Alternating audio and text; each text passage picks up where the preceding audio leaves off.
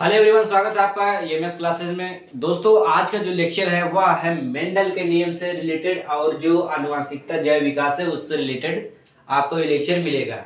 Lecture में हम बात करने वाले हैं कुछ बहुविकल्पी क्वेश्चन की जो आपके एग्जाम में आने की जिसकी संभावनाएं अधिक है। जैसे कि हमने कुछ क्वेश्चन को लिया गया है जो विगत वर्षों में पूछे गए थे और हो सकता है कि बोर्ड एग्जाम में पूछे जाए।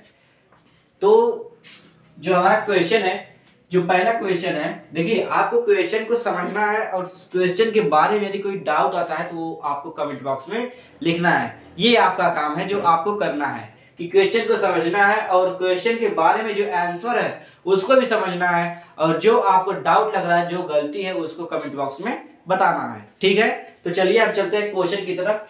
मनुष्य में कौन सा जोड़ा स्त्रीलिंग निर्धारण करता है? मनुष्य में कौन सा जो, देखिए आपको कुछ जोड़े दिए गए हैं यहाँ पे XY, XX, XXY और दिया गया है कोई नहीं। इनमें पूछा जा रहा है कि मनुष्य में कौन सा जोड़ा स्त्रीलिंग का निर्धारण करता है। जो आपको जोड़े नीचे दिए गए हैं तो आपको पता होगा कि जब XX होता है तो वह क्या होता है? लड़की होता है। जब वह X और Y होता है तो क्या होता है? लड़का। जो देखिए जो महिलाओं में पाया जाता है तो उसमें क्या पाया जाता है? तो जो पाया जाता है XX और जो पुरुषों में पाया जाता है वो पाया जाता है XY। ठीक, अगर पुरुष का Y महिला के X से मैच कर गया तो क्या पैदा होगा? तो लड़का पैदा होगा। ठीक, यही देखिए क्वेश्चन पूछा गया है बच्चे में गुणसूत्र। देखिए मनुष्य में लड़का पैदा होगा जब, आगे क्वेश्चन दिया गया है लेकिन इसके बारे में हम बात करेंगे आगे। ठीक है, मनुष्य में कौन सा जोड़ा स्त्रीलिंग निर्धारण करता है? आपको पता है कि स्त्रियों में क्या पाया जाता है? वह XX पाया जाता है, यही इसका राइट आंसर है। XY लड़कों में पाया जाता है, ये आपका गलत आंसर। अगर यही पे पूछता मनुष्य में कौन सा जोड़ा स्त्रीलिंग का नहीं पुरुष लिंग का निर्धारण करता है तो वहां पे आपका XY हो जाएगा। ये क्रॉस का चिन्ह है, मतलब ये गलत है। ठीक, XXY ये तो हो ही नहीं सकता और इनमें से कोई नहीं इसका रॉन्ग आंसर है। तो जो इसका राइट आंसर मनुष्य में कौन सा जोड़ा स्त्रीलिंग का निर्धारण करता है उसका राइट आंसर है XX। तो आई होप दोस्तों ये आपको क्वेश्चन समझ में आएगा। इससे रिलेटेड यदि कोई डाउट आता है तो आप कमेंट बॉक्स में बताइएगा। तो चलते हैं दूसरे क्वेश्चन की तरफ। सामान्य मनुष्य में गुणसूत्रों की संख्या कितनी होती है? यहाँ पे आपको बताना है कि सामान्य मनुष्य में गुणसूत्रों की संख्या कितनी होती है। तो यहाँ पे जो पहला ऑप्शन दिया गया है 45 और जो बिल्कुल गलत है। दूसरा ऑप्शन दिया गया है 46 और तीसरा ऑप्शन दिया गया है 30 जो बिल्कुल गलत है और ये चौथा है 23 जो भी बिल्कुल गलत है। तो जो इसका राइट आंसर है ऑप्शन नंबर 2, 46 गुणसूत्र ही इसका राइट आंसर है। अब आपको समझ में आया होगा एक डाउट, क्योंकि आपने पढ़ा है कि मनुष्य में जो गुणसूत्रों की संख्या होती है 23 जोड़ा होता है। कितना?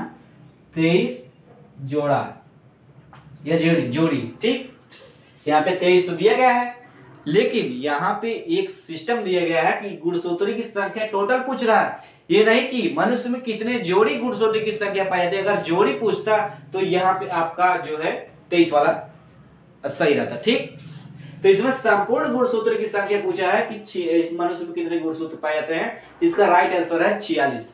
अब देखिए 23 जोड़ा पाया जाता है। आपको पता है कि जोड़े को किससे मल्टीप्लाई करते हैं? 2 से। जोड़े को 2 से मल्टीप्लाई करते हैं तो 23 जोड़ा पाया जाता है।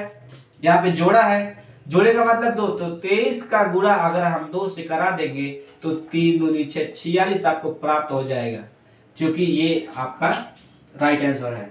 अगर जोड़े में बात करें तो मनुष्य में गुणसूत्रों की संख्या 23 जोड़ा है। अगर संपूर्ण गुणसूत्र की संख्या पूछे तो कितना है? 46 है, जो कि आपका राइट आंसर हो जाएगा। चलते हैं दोस्तों अगले क्वेश्चन पर।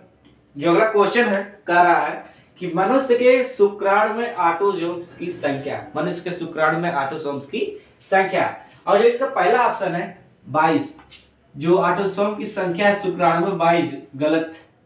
जो 22 है ये आपका बिल्कुल गलत है। और जो दूसरा दिया गया है 48 ये भी बिल्कुल गलत है, 45 भी गलत है और जो इसका राइट आंसर है 44। यदि आपको क्वेश्चन नहीं आता, यदि आपको बहुविकल्पी में क्वेश्चन नहीं आता, जैसे दे दिया आपको कि कितने होते हैं, आप दिमाग लगाइए कि हमने तो 22 जोड़ा कहीं पढ़ा ही नहीं है, तो ये बिल्कुल गलत हो जाएगा। ठीक, उसके बाद हमने 48 जोड़ा या 48 भी कहीं नहीं पढ़ा है तो ये बिल्कुल गलत हो जाएगा। और 45 भी नहीं पढ़ा है, अभी तक आपने 45 भी नहीं पढ़ा है तो बचा क्या? यदि आपका 3 ठे गलत हो गया तो चौथा हर हालत में आपका राइट आंसर है। यदि आपको एग्जाम में कुछ ना है तो जैसे देखिए आपको प्रश्न नहीं आया तो आप पहले बहुविकल्पी पे ध्यान दीजिए, जो बहुविकल्पी गलत है और जो लास्ट में बचता है वही आपका राइट आंसर हो जाएगा। तो इसके आधार पर भी आप जो एग्जाम है उसमें लिख सकते हैं। ठीक है, तो चलते हैं अगले क्वेश्चन की तरफ। जो हमारा अगला क्वेश्चन है दिया गया है चौथा क्वेश्चन, मनुष्य में लड़का पैदा होगा जब। देखिए ये क्वेश्चन अभी पहले क्वेश्चन से जो हमने इसको रिलेट किया कि कैसे क्वेश्चन बनते हैं। देखिए यही क्वेश्चन है, यही क्वेश्चन को देखिए घुमा फिरा के कैसे पूछ रहा है कि मनुष्य में कौन सा जोड़ा स्त्रीलिंग का निर्धारण करता है।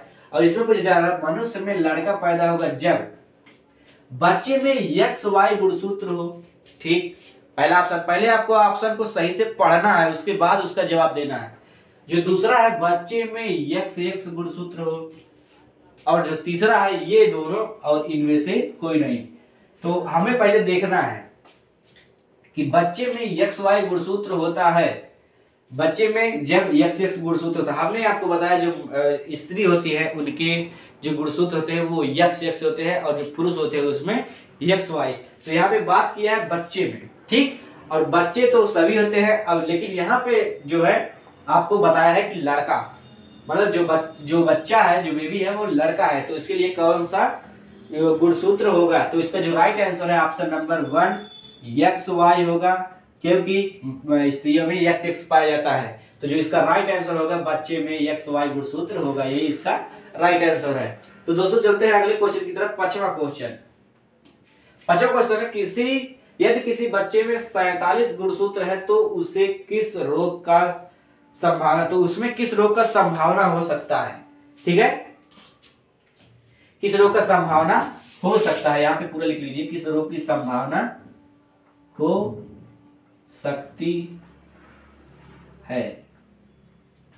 जो इसका क्वेश्चन है फिर से पढ़ते हैं, यदि किसी बच्चे में 47 गुणसूत्र है तो उसे किस रोग की संभावना हो सकती है। और जो इसका ऑप्शन दिया गया है, पहला है मंगोली जड़ता रोग, दूसरा वर्णांधता, तीसरा है हीमोफीलिया, चौथा है कोई नहीं।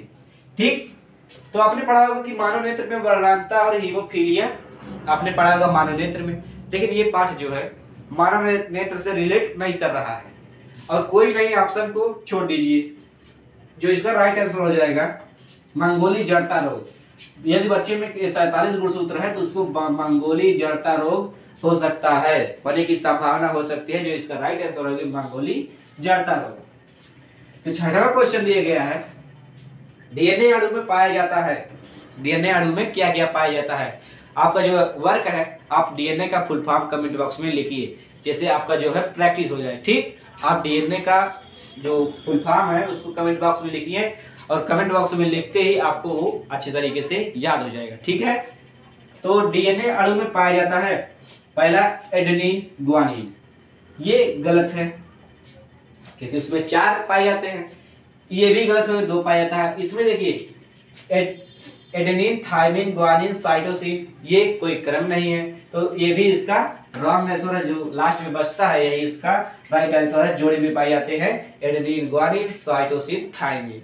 ठीक, यही इसके जोड़े में पाए जाते हैं और यही इसका राइट आंसर होगा, अर्थात डीएनए अणु में पाए जाते हैं ATCT। AT जो ये बंड है वो बॉन्ड है और ये है सिटी, ये इसका मतलब होता है साइटोसिन, इसका होता है थायमिन। ठीक है, और जो हमारा अगला है 7वां, उद्यान मटर में अप्रभावी लक्षण है। जो उद्यान मटर होते हैं उनमें अप्रभावी लक्षण क्या होता है, ऐसा कौन सा लक्षण है जो प्रभाव कम डालता है। ठीक है, जो उद्यान का मटर है आपको ये याद होना चाहिए, जब मेंडल अपनी एक्सपेरिमेंट कर रहे थे तो उसमें उन्होंने कौन सा जो है मटर का पौधा लिया था, तो आपको पता होगा गार्डन पी, अर्थात बागानी मटर के ऊपर वो अपना जो है जो एक्सपेरिमेंट थे वो बागानी मटर पर किए थे। तो इसमें है पहला दिया गया है लंबे तने, दूसरा दिया गया है झुर्रीदार बीज, तीसरा दिया गया है गोल बीज और चौथा दिया गया है कोई नहीं। तो पहले आपको क्वेश्चन फिर से पढ़ना है, उद्यान मटर में अप्रभावी लक्षण है, जो इसका राइट आंसर है वह झुर्रीदार बीज, क्योंकि झुर्रीदार बीज अपना अप्रभावी लक्षण दिखा रहा था, क्योंकि इसका जो प्रभावी लक्षण था वो कुछ और दिखा रहा था और जो अप्रभावी था वो झुर्रीदार दिखा रहा था। अर्थात जो प्रभावी था वो गोल था और जो अप्रभावी था वह झुर्रीदार था। ठीक, क्योंकि जो अप्रभावी लक्षण झुर्रीदार होता है और जो इसका प्रभावी होता है वह गोल बीज होता है। तो इसके लंबे तरीके इसका रॉन्ग आंसर हो जाएगा, गोल बीज भी रॉन्ग आंसर हो जाएगा, इनमें से कोई नहीं इसका रॉन्ग आंसर हो जाएगा। तो इसका जो राइट आंसर है झुर्रीदार बीज, क्योंकि झुर्रीदार का जो विपरीत होता है, जो प्रभावी लक्षण होता है वो कौन सा होता है, गोल बीज। ठीक, तो जो हमारा 8वां क्वेश्चन दिया गया है, एक संकर क्रॉस जीन प्रारूप अनुपात है। जो एक संकर क्रॉस है उसमें जीन का जो प्रारूप है वो कौन सा है। आपने पढ़ा होगा कि एक संकर क्रॉस, द्विसंकर क्रॉस। ठीक, तो इसमें बताया गया है कि एक संकर क्रॉस जीन प्रारूप अनुपात है, ये आपको अनुपात पूछ रहा है। तो जो इसका पहला है 3:1, जो दूसरा है 1:2:1, जो तीसरा है 2:1:2, जो चौथा है 9:3:3:1। तो दोस्तों आपको पहले समझना होगा कि किस प्रकार से पूछा जा रहा है। तो इसमें पूछा रहा है द्विसंकर क्रॉस, जो दूसरा क्रॉस था हुआ था 1:2:1, क्योंकि ये पहला क्रॉस था, ये आपका रॉन्ग आंसर हो जाएगा। ये 2:1:2, ये भी आपका रॉन्ग। और जो तीसरा है ये तो लास्ट वाला है, जो वो बताना पड़ता है, फ्लोर डायग्राम बनाना पड़ता है, जो हमें सारणी बनानी पड़ती है। और जो ये एक संकर क्रॉस का जो जीन प्रारूप है वह है 1:2:1। तो दोस्तों जो इसका लास्ट क्वेश्चन है, हमने आपको सभी क्वेश्चन बता दिया। इसमें से जो आपका काम है वो क्या है, आपको डीएनए का फुल फॉर्म, डीएनए का फुल फॉर्म, क्या फुल फॉर्म कहां पे लिखता है, कमेंट में। ठीक, कमेंट बॉक्स में आपको डीएनए का फुल फॉर्म कमेंट बॉक्स में लिखना है। जो हमारा लास्ट क्वेश्चन है 9वां, आनुवंशिकता, क्या आनुवंशिकता के जन्मदाता कौन है। ऐसे कौन से व्यक्ति हैं जिन्होंने आनुवंशिकता के बारे में बताया, उस व्यक्ति का नाम क्या है जिन्होंने आनुवंशिकता के बारे में कुछ न कुछ एक्सपेरिमेंट किए। वो कौन से ऐसे व्यक्ति हैं जिन्होंने आनुवंशिकता के बारे में अपने एक्सपेरिमेंट को शुरू किया। तो देखिए एक क्वेश्चन में कितना क्वेश्चन बना कि आनुवंशिकता के जन्मदाता कौन है, आनुवंशिकता जन्मदाता किसके द्वारा दी गई, अर्थात ये जो आनुवंशिक है ये क्या जो है प्रस्तुत करना चाहता है। तो इसका जो जन्मदाता है उसको पूरा नाम आपको कमेंट बॉक्स में लिखना है। हम थोड़ा सा बता रहे हैं मेंडल, लेकिन आपको मेंडल का पूरा नाम कमेंट बॉक्स में बताना है। तो आई होप दोस्तों ये आपको कुछ क्वेश्चन है जो समझ में आए होंगे। तो अब हम मिलते हैं अगले वीडियो में। यदि वीडियो आपको पसंद आई हो तो वीडियो को लाइक करके, चैनल को सब्सक्राइब करके बेल आइकन को प्रेस कर दीजिए, जिससे हमारे आने वाली अगली वीडियो की नोटिफिकेशन आपके पास पहुंचती रहे। तो इसी के साथ दोस्तों, और ये वीडियो उसके पास शेयर करना जिसको इसकी जरूरत है। ठीक है, तो दोस्तों मिलते हैं नेक्स्ट वीडियो में नेक्स्ट टॉपिक के साथ। तब तक के लिए जय हिंद, जय भारत।